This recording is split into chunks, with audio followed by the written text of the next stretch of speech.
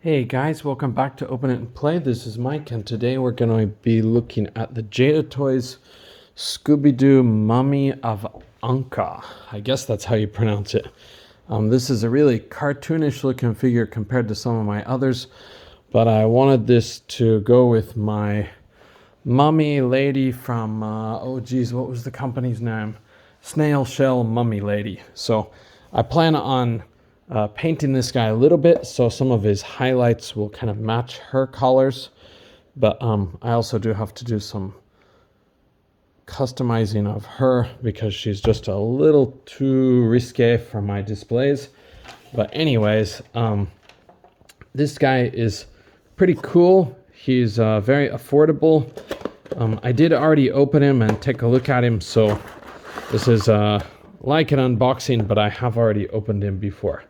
Oh, by the way, you have this really cool effect. I really like this, what they did with the box. They put this little, I don't know how to call it, but this layer of white on the plastic. So it looks like mist, and then you have this cool haunted house background. So I love the effect. It just looks really, really good. So it's tempting to use it for some other situation, but I don't know how I could use it exactly, but okay. And then on to the mummy guy himself. Here's what he looks like fresh out of the box part. We'll look at the accessories first. I did already pop these out to take a look at them, so the tape is kind of a mess, but we got a couple of alternate hands. We have this little wrap that we can put on him, and we have this alternate head too. Oop, I heard somebody say this looks like a Tony Stark head, but I don't want to burst anybody's bubble, but I think this is going to be way too big for a Tony Stark head, but it is also really cartoonish looking, but okay. I think that's pretty good focus. So the head sculpt, I guess this is the bad guy. What was his name? Does it say his name? It doesn't say his name anywhere on the box. I don't know this Scooby-Doo episode. I watched Scooby-Doo as a kid, but it was, I think, really old reruns at that time. But it was never really my thing, but I can understand if it was your thing. And if I would have probably watched it when I was just a little bit younger or just a little bit more often, I probably would have been able to get into it more. But it was always a little bit weird for me. Okay, and if we see these, I'll get a little bit closer because these do have some nice paint on them. Can you see the little scuffy dirtiness that they added to this? It's a dry brushing, but it really goes well with these mummy wraps to make it look the way they should look. You could argue it needs more, but I do think it looks pretty good. Okay, and then we do have this little wrap part that came with it, and then I think you can sort of make it look like you're unwrapping his head to reveal the perpetrator. The perp. Is that the way RoboCop says it? I can't remember, but anyways, fun accessories, I think. And if we get this guy out, gonna have to pop him out of here. Wow.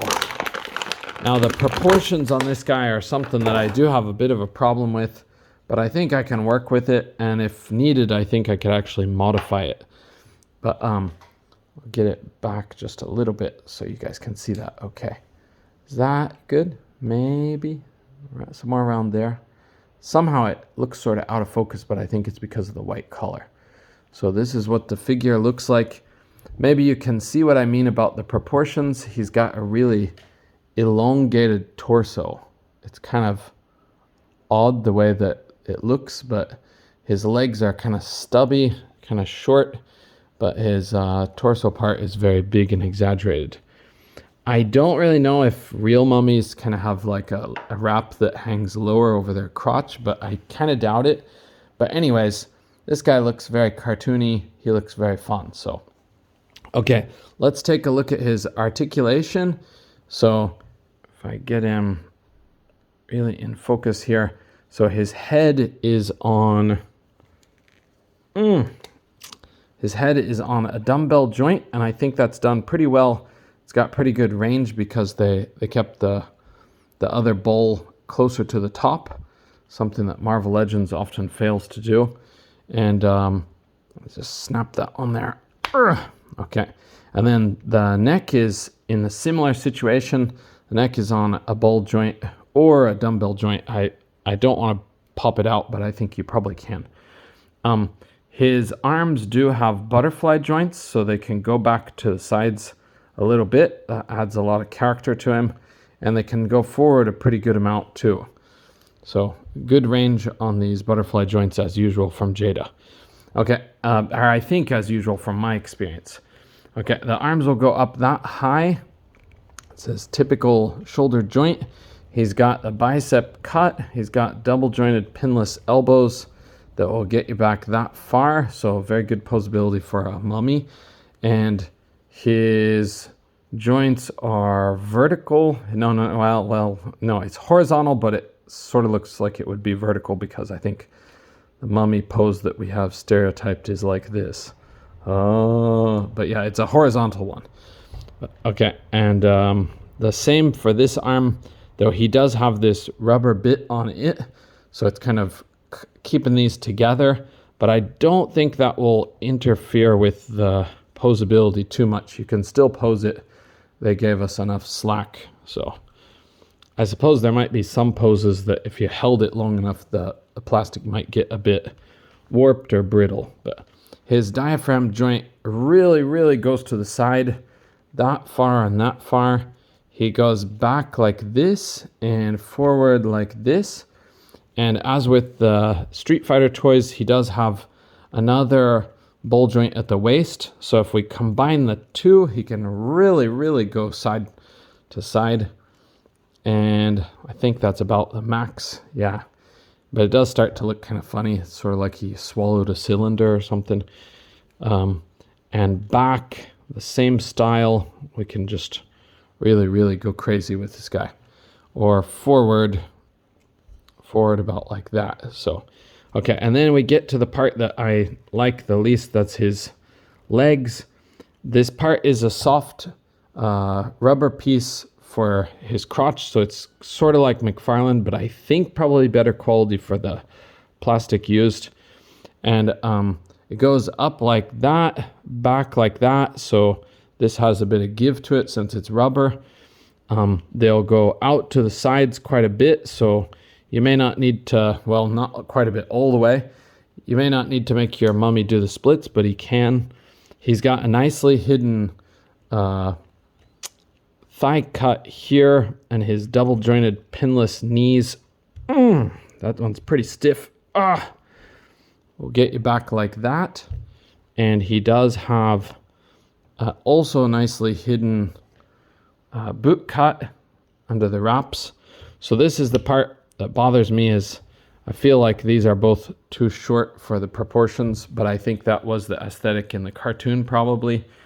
But I am kind of tempted to try to play with this, pop this out, put kind of a spacer in there. I think I could find a white piece of plastic that would work as a spacer, and then I could paint it up just a little bit to make it match relatively easily.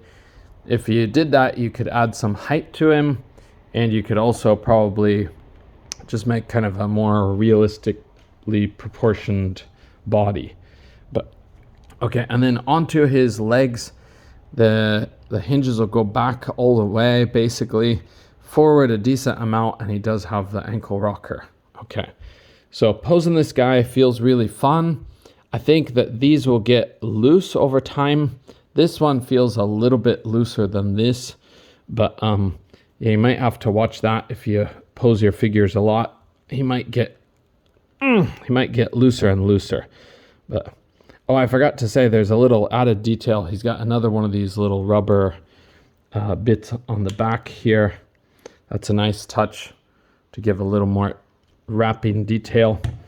And it's out of the way where it won't interfere with the figure too much. Okay, let's get a measurement on him real quick. He's gonna stand at, I hope this works for me today, but I bet you it won't. Is it gonna autofocus? Yes, it autofocused. Okay, He's standing at about 6 3/4 inches, so that's just around 17 centimeters or 17.1 centimeters.